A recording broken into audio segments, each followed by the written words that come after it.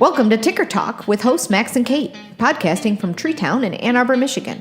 Ticker Talk shares the everyday success stories and science behind the heart rate-based functional aerobic fitness training practiced at CrossFit TreeTown.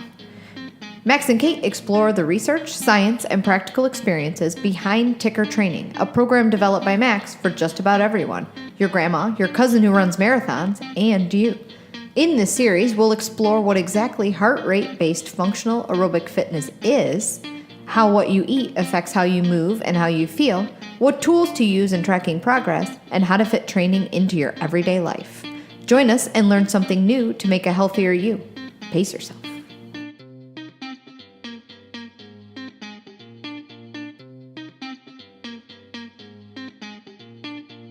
Here on. Welcome to the Ticker Studio. Max and Kate here with special guest Alex. Hello. Hi, Alex. Welcome. Thank you. Alex, tell us about yourself a little bit. You are Alex. Yeah. You've been a member here at TreeTown for several months.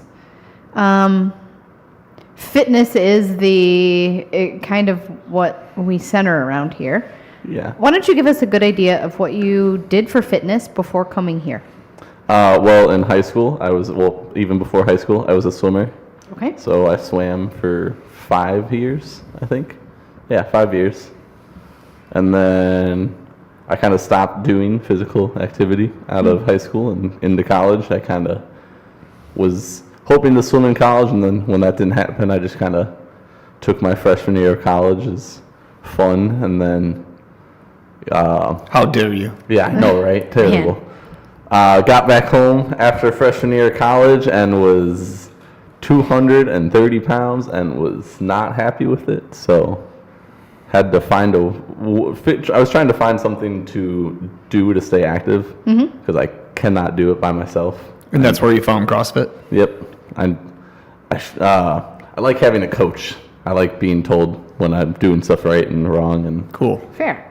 I like to tell people when they're doing stuff right and wrong, so perfect. It was a good fit. Yeah. All right, so you landed here with us, and you'd been doing CrossFit some before that. You came here springtime? Yeah, right before the Open. Okay, so right before the Open.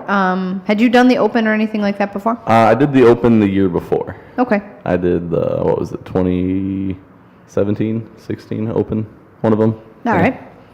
So you started here at TreeTown where we had started already kind of doing our ticker training with the maps. Yeah. We'd been using heart rate monitors. We did not yet have our metabolic tester or the in-body machine, but we had all that kind of in the works. What did it feel like to come into the gym and have somebody tell you what to do, but in a very specific way that you probably weren't used to? It was really interesting.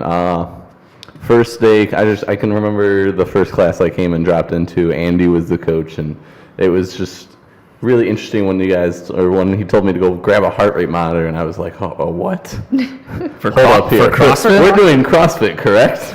Yeah, you want to see my heart explode? Cool. So I put on the heart rate monitor, and then within 3 minutes on the bike warming up, I was at like reddish or orange already, and just high heart rate the whole time. So is that how you had previously done CrossFit? Was it kind of CrossFit done as hard as you can? Oh yeah, it was very much traditional CrossFit. No pain, no gain, go! Yeah, it was just, make the set hurt, and then we're going to rest a minute, and then I want you to make it hurt as bad as you can again the next time, and then repeat again and again. And Cool, it sounds sustainable. Oh yeah. And when you were a swimmer, what did you swim? I was in the middle of everything. I did not have the fast twitch muscles to be a sprinter, but I didn't have the endurance to be a distance swimmer. So I just had the muscle to be a breaststroker. Got it. Caught in the middle a little bit. Yeah, a little bit caught in the middle. I could do a 50 breaststroke. You asked me to do a 100 breaststroke. Not happening. I see. Okay. So translating in, that's a good, you were a 12-minute WOD kind of guy. Oh, yeah. Got it. 10 and under. It was my golden range. Cool. Awesome. All right, so you come into class and you put a heart rate monitor on and you find that you... Hold on, can we back up just a little bit? Yeah. I want to talk a little bit about just, you did traditional CrossFit for how long? 2 years. 2 years.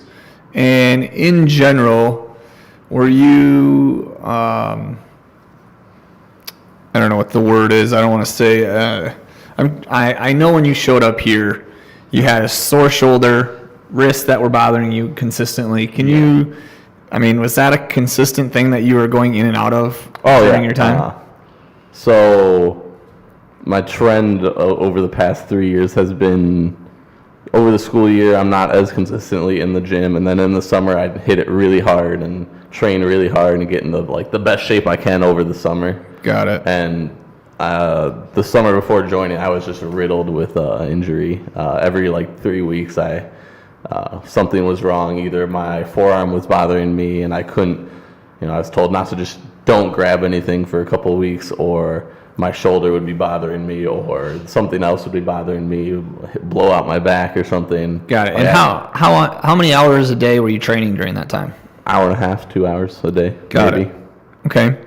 And it just continuously led to just injury, and you'd get really good, really fit, then you'd have to take week 10 days off to recover. And, okay, it's kind of a consistent trend that I went through myself as an athlete, and then also I saw from many others. So it's kind of what led on this path of ticker training, where we made some decisions to start backing people off on that intensity. Because you're still training like that now. Yeah. 2-3 hours a day almost. Right? Yeah. Okay. All right. So hold on. Let's pause there. Let's talk about you had gone off to college, had a fun first year, went home, were unhappy with how you felt physically. Yeah.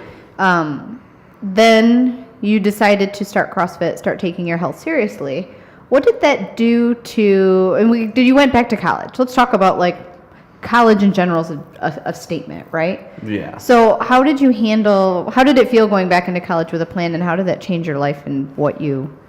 It was weird. So I started CrossFit after freshman year because the gym that I joined, or I dropped in at, they were having a college student special because there's not, where I live is not really a college place, so people all leave as soon as school starts. So they had a deal where you join, it was $90 a month for 3 months over the course of the summer. So I did that, got really fit.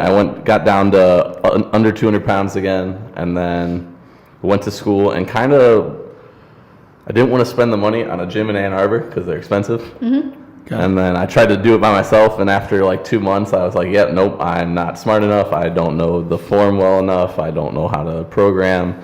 I need to find a gym. So I went and found a gym. Got kind of fit again, was there for almost a year, and then I just didn't want to be in the gym anymore. Got it. Now, you also coach swimming. Yeah. So your lifestyle in general is kind of focused around being really active. Yeah. You grew up swimming, you swam, and now you coach swimming. I'm trying to figure out how to verbalize where I'm going with this. You place a high value on health and fitness and lifestyle. Oh, yeah, right? yeah. No, I couldn't imagine not being active in some way, shape, or form. Right. But it seems like, in finding your way, you kept falling back into that where you weren't happy. Do you think there was a tie-in that, you lost your competitive sport in school and then you found CrossFit, but then you were in and out of injury a whole bunch? I'm trying to set up your mind frame then and then kind of set you up to now, because you seem like, coming in now and knowing you now, you love to be in the gym all the time. Oh, yeah. And you seem happy in your swim coaching and school, and you seem pretty even and happy. Yeah. Has that changed across figuring out how to fit fitness in a way that suits you the best? I think so. I think stuff in work is just starting to go really well, and then I'm able to consistently come in here every day and get a workout in, a couple of workouts in, go home, eat healthy, and just feel good, I guess, most days. And have energy to carry on. Cool, because we noticed you're very high, you're, one of the reasons you're sitting here is you're highly motivated, right? Yeah. You've seen some major changes, and we kind of wanted to highlight that today. Yeah. So I think we've got enough kind of like where you came from and how we got started, right? We know you a little bit. We know your mindset. Yeah. So I want to like play on this a little bit. One of the first workouts you came and did, and we'll touch on this just briefly because it shows a whole like changeover into how you approach how we do CrossFit here. Yeah. On April 2nd, you came in and we had a MAP 4 workout on the schedule. That's the old one. Spoiler alert, while we're opening it, we did it twice and the results were different. What was the first date? April 2. April 2. That was an early in when you arrived here, right? Yeah. So you come in and we have this MAP 4 workout. It involves, I can't see that far. Yeah, so it's 4 sets, 2 minutes rest between sets. So one set is 3 rounds of 10 double unders, 5 deadlifts at 155 pounds for Alex, 5 push-ups. He'd rest 5 minutes. So he did that 4 different times. And we can kind of go in here and look at the results and see what Alex's... That's a long workout. For someone that just told us a couple minutes ago he was a 10-minute kind of guy. Oh, yeah. This was a... Yeah, this was his comment here. Not going to lie, I thought I was going to die. Was at 90% of his heart rate the whole time. Took him 37 minutes. So not only was this a workout that you would not have favored being a 37-minute workout, No. but it was pretty rough. Yeah. And even when I used to do, like, at any of the other gyms I used to be at, when we would do a longer workout, I was terrible at pacing, the worst. It was first 10 minutes, I'm going to go out as hard as I can, and then I'm going to hold on and Try to hold on. hope that goes well for me. That seems like a very swimmer attitude. Yeah. Guess what? Doesn't work out. Surprise. It is the CrossFit way, though. And it's a CrossFit way, too, is, intense. Yeah. And All right, so we redid this workout on June 1st, and I remember of, you walking through the kitchen here at the gym, and you were so excited to do this workout, which to me seemed really strange. I didn't realize it was a repeat workout, and it didn't seem to be memorable to anyone but you. You were really feeling like this was going to be the day. And... yeah, I've got him pulled up here now, and he did it 3 minutes faster, and he didn't report any kind of dying. Oh, yeah. You lived. Yeah, I forgot to put a note. Yeah. We do have his heart rate results from this day, and that was, what did we say, June what? June 1. June 1.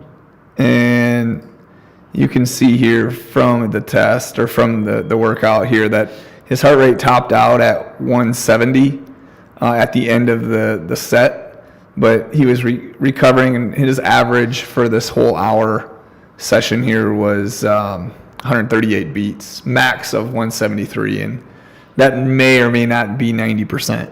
It's in that range. Yeah, that didn't go as well as I wanted it to. I was a little disappointed at the end of this, but You were disappointed by a 3-minute PR? yeah, no. With less effort and strain? Yeah, I was still very disappointed. I wanted to be a little faster. I wanted to be like 32 minutes on this. Yeah.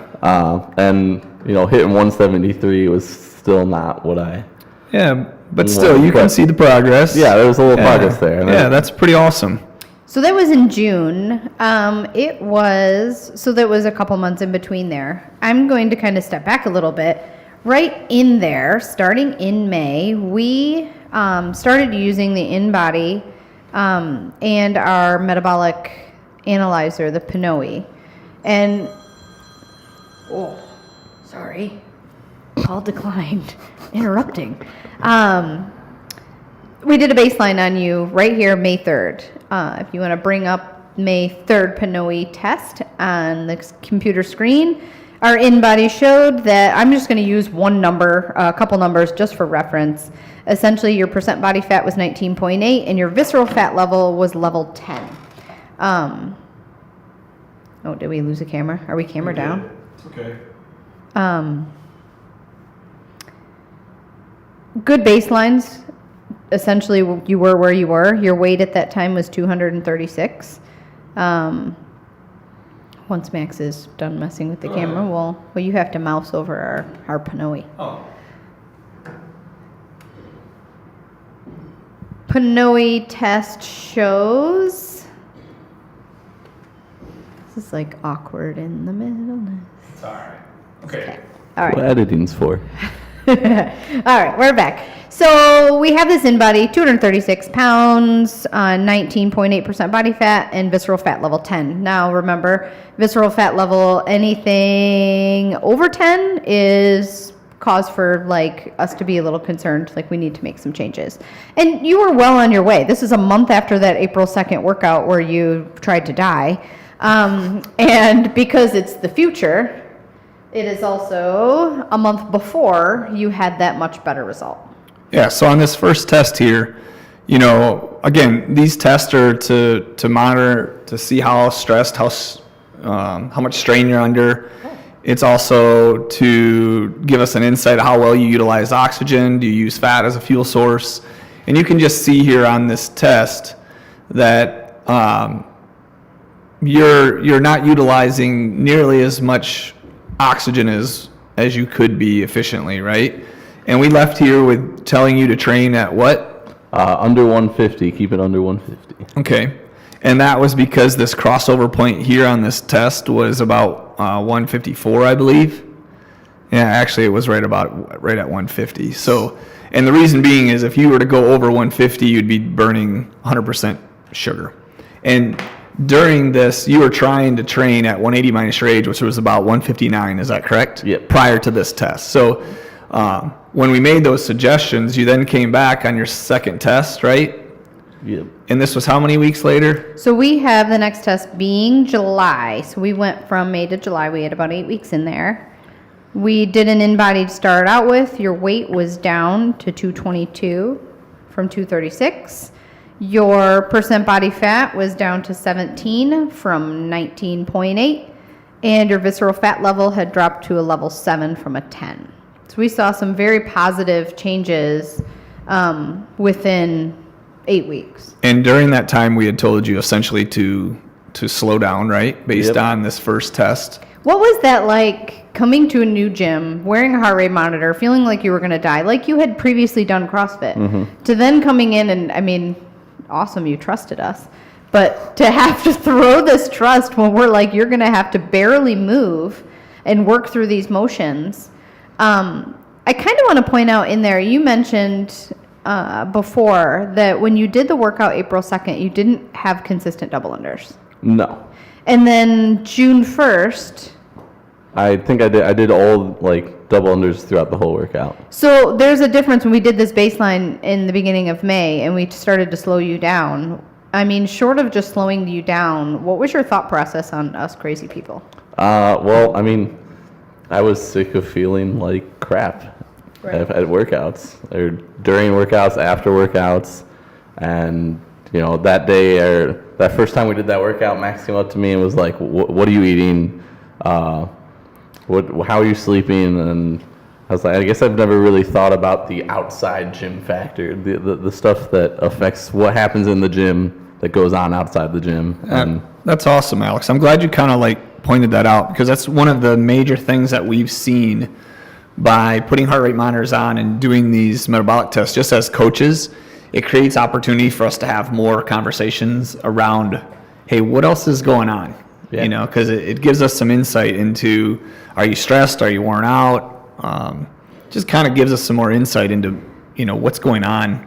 This is the perfect seg into when we did our next in-body and Pinoe test, which are on the right-hand part of the screen, starting there. So you finished your semester out. Did you take classes this summer? No. Got it. So hold on. So this one here on the left, was his second test? That was his second test. Got it. We gave him training recommendations between, 155, 165? Yep. That's well within your 180 minus your age math. Now, I want to also point out that we didn't just send you on your way like, hey, look, you're fit and healthy. You know, we were still working on a lot of things. Even though metabolically you made a lot of changes and we now had potentially brought you up to, you know, a great working pace. Yeah. I know every time I've done an in-body, me and Claire will sit down and talk about diet, or me and Max, and what can I take out from what I'm currently eating? What can I add from what I'm currently eating? how can I make this just a little bit better? Constantly striving for change and betterment. Because on the second in-body test, we had found that you had lost a little bit of muscle. Yes? Yeah. So that kind of created some conversation about, hey, maybe we need to up our amount of food and protein, right? Yeah, I think the first 2, maybe even 3 in-bodies, I was probably under-eating. Sounds like it. Right. Not getting enough food. So we have...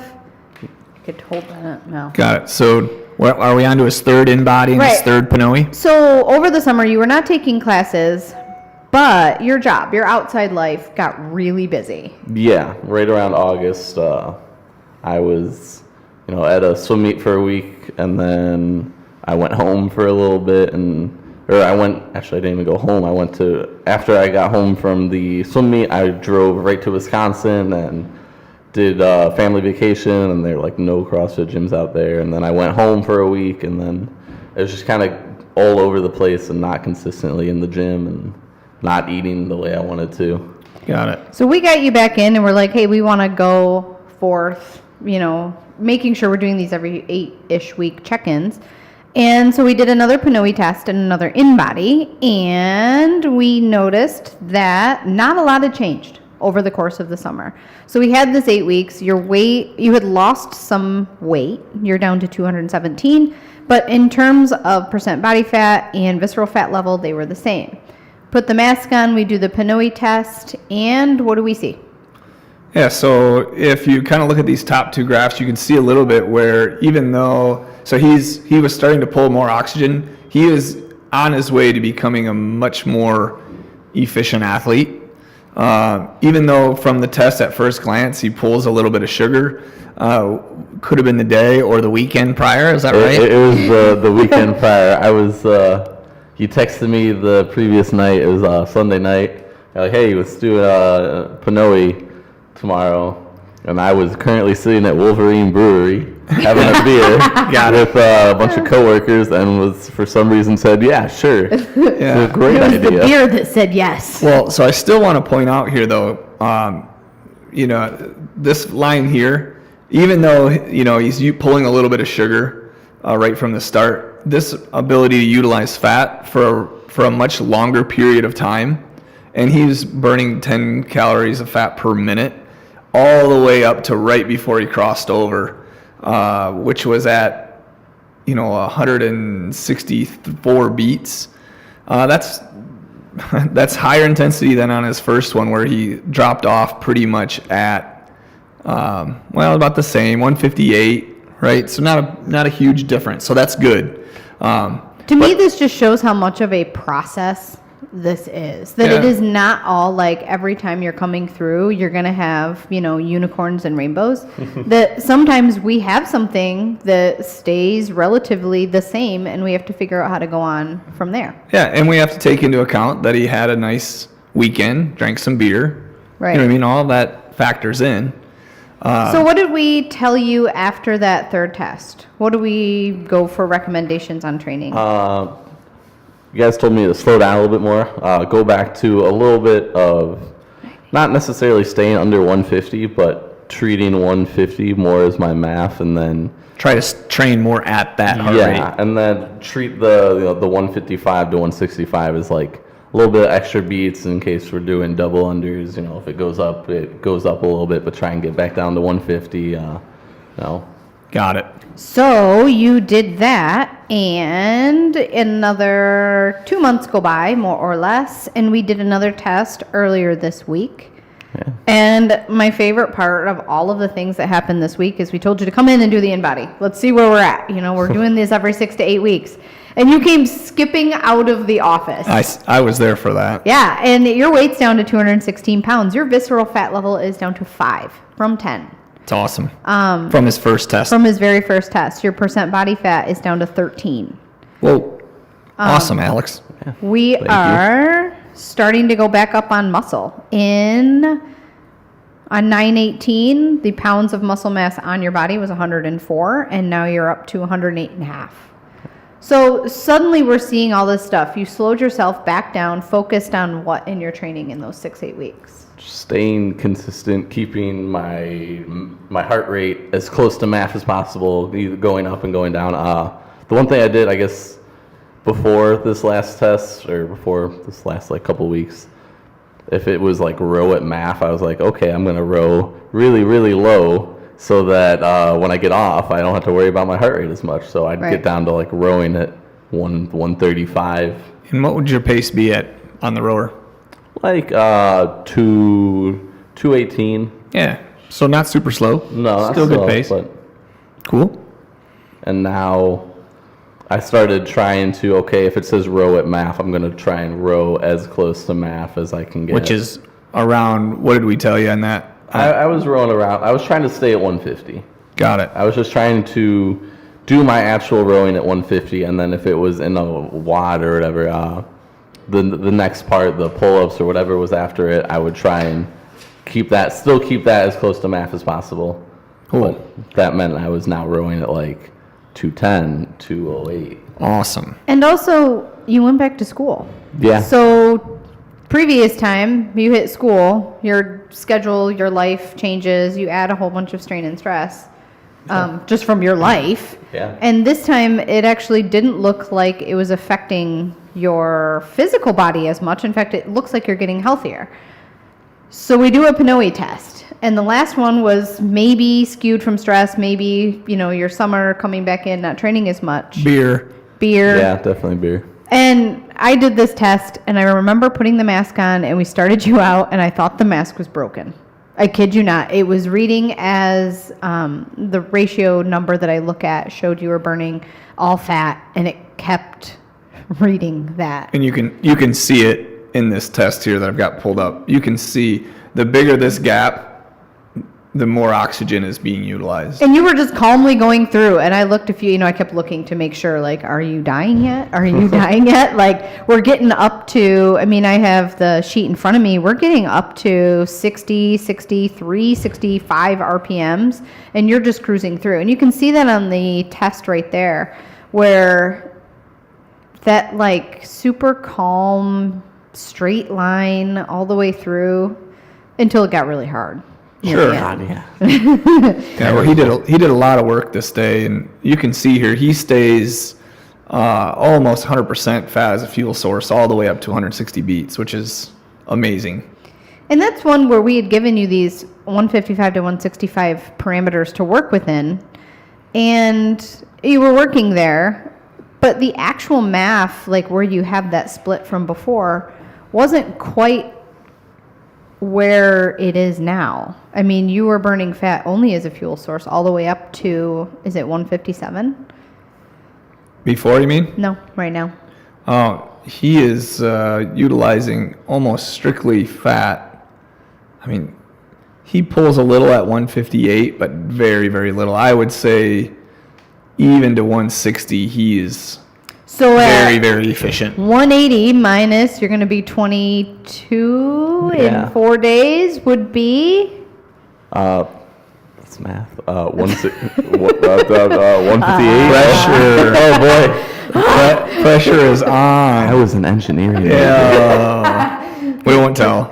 But I look at this like normally we have the MAF something where it's a lot lower than the ranges we give you. And that was true all the way across. Your actual MAF is here, but you're efficient to this and, X and Y point.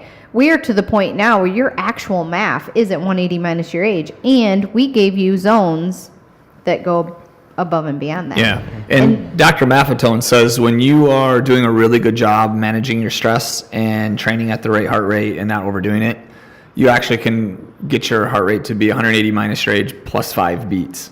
That's for a well-trained individual that's, really healthy, doing a good job. So, and I would say, at the maximum point of when you use the most fat per minute, that's at 167 beats. So go back to that first test over there on the right, and we'll talk about his actual MAF from when he started. This one here? Is that the very first one? Yep. The actual, we never really had one. I mean, you obviously have a math, but you never had a point that you weren't burning carbs for fuel as well. If you kind of look at this here, we utilize this point right here where there's an uptick in sugar, a downturn in fat. We use that here, and that was at 111 beats, as opposed to now where you are at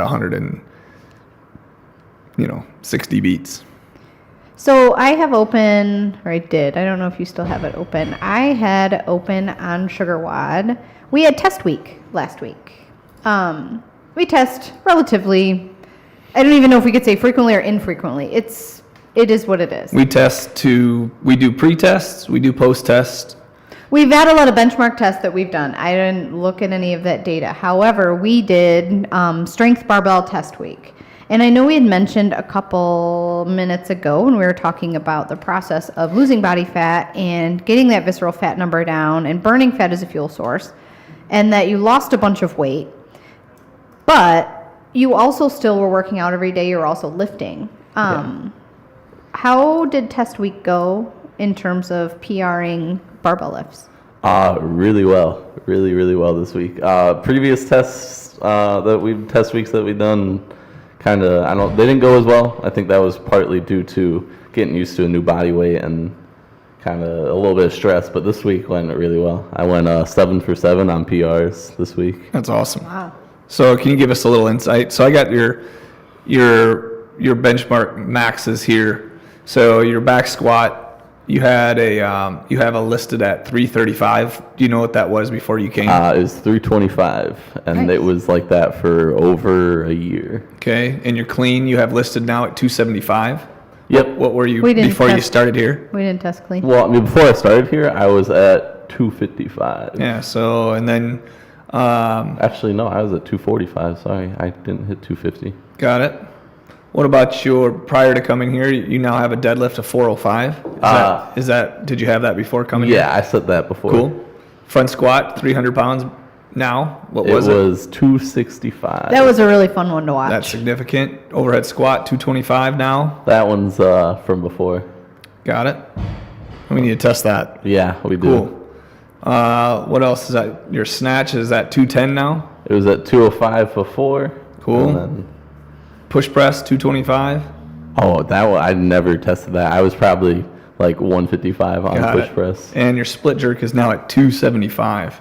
Yeah, I was at 245 beforehand. Awesome. So Significant changes in your significant strength. changes, and I want to point out that when you came here, we told you to slow down. We told you to CrossFit lighter, lesser, slower. We do have strength programs, and then we have, aerobic conditioning programs as well. How much, we're talking about these strength gains. How much have you emphasized lifting? Not that much. I guess I come in most days, and what I'll do is I'll do whatever lifting is in the EP, if there is any. Mm-hmm. If there's not, I don't do it. I do the strength from the class, and then the WOD and maybe GOAT. Right. So these are not necessarily, I would expect if you work on squatting, you'll get better at squatting. Yeah. Now, you came in with shoulder injury, forearm injury, that's grip, shoulder, overhead stuff. Yeah. We kind of mentioned, I remember in the first open that you were here, I don't remember if you made it through the whole workout that had pull-ups or if we just stopped you at some point because your shoulder was bothering you. No, at 18.5 I stopped with 90 seconds left because I couldn't get my arm over my head to grab the pull-up bar. So I'm thinking now, you just PR'd things over your head. How has your shoulder been as of late, and how has that impacted your weights, you being able to train those weights? I have not had any shoulder issues in the past 4 months. It's not a problem. I hit a couple of weeks ago, I hit a new, not one rep, unbroken chest to bars. I did 20 unbroken butterfly chest to bars, and now, I can Awesome. put any, I feel very comfortable and confident putting most weights over my head. When we were testing snatch, I was going for 215 and it's right there. right there. Right there. But, I felt really good in terms of catching that weight overhead with my shoulders. There wasn't even a thought that crossed my mind of, oh man, I wonder if my shoulders can do this. Awesome. So you've been really consistent Yeah. with not have to take time off due to injury or anything. I have not taken any time off due to injury. The only time I've taken off was a couple weeks ago. I was sick for a little bit. Yeah. That's awesome. It is awesome. What else we got? Anything else we need to make sure we touch base? You got anything you want to share with us, Alex? Well, I mean, I don't know. I just feel like coming in here every day, it's always a really good environment. I really like I never feel bad coming in here. I never don't want to come in here, and this is probably the most consistent I've been training ever in terms of CrossFit. So it feels good to just be able to come in here every day, work out 2 hours, have all my friends call me crazy because I come to the gym for 2 hours a day. And eat sex eggs every morning for breakfast. Oh, yeah. That's the other thing. This is the first time in my entire life that my food has been this good. What about your energy throughout the day and all of that kind of stuff? Just, we've talked a lot about your performance today, but part of this ticker training model is building the person up from the inside out, kind of like creating a healthy individual, and the performance will just happen. Can you just give us maybe a little insight into energy now and in comparison to how you were in the past, maybe? Oh yeah, energy now is way better. I feel I can make it through my days most days. And your days are no joke. Oh yeah, Tuesdays and Thursdays are really long. Tuesdays and Thursdays I wake up at 4 a.m. and go, cook my breakfast, my 6 eggs, 3 scrambled, 3 over easy, 3 pieces of bacon every morning. And then I go to the pool at U of M and coach a practice for an hour and a half. It's fun. I've kind of been working real closely with the dry land program at work. Bless you. Excuse me. And I'll coach there till 7 o'clock, 5:30 to 7. Then I'll come in here, get here by like 7:10, do GOAT, do a little bit of EP, do the 8:30 CrossFit class with Andy or Monica, and then I'll go throughout the rest of my day. I have 2 classes, back to back, which kind of sucks, and then I have to go to work again at 5:30 till on Tuesdays I have work 5:30 to 9. Thursdays I work 5:30 to 7:30. Then I do homework, and I go to bed and repeat. Right. Cool. But I can make it through those days most days with good amount of energy. Well, I can tell you, Alex, we love that you decided to make this a part of your day and part of your life, and we don't take that lightly. That this is how you decide to take care of your health and spend a fair bit of your time. So we appreciate your being coachable and positive attitude and everything that you bring to just doing what we're trying to kill no pain, no gain. Yeah. Right? Please do. Yeah, awesome. It hurts. It kind of goes into that. I remember somebody was saying, somebody was saying to Claire, I just feel like I can't go hard anymore.